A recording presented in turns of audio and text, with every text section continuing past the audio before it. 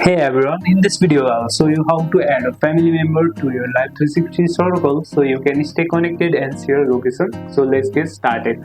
First of all, open the Life360 application and make sure your device is connected to the internet. Then tap the setting gear in the top corner. At the left corner you will see the setting gear icon. Simply click on that. Now go to the circle management here. Click on that. Now invite family members. Tap add member or invite people. Add people to the circle. As you can see, simply click on that and share the code. After you have shared the code, once your family member receive the invite, they must open the app, create an account if they don't have one, and enter the invite code. Once accepted, they will appear in your circle and location sharing begins. Step 4 is to manage the permission. You can manage that what each member can see under the setting, location sharing. You can toggle location sharing for a specific member or adjust notification.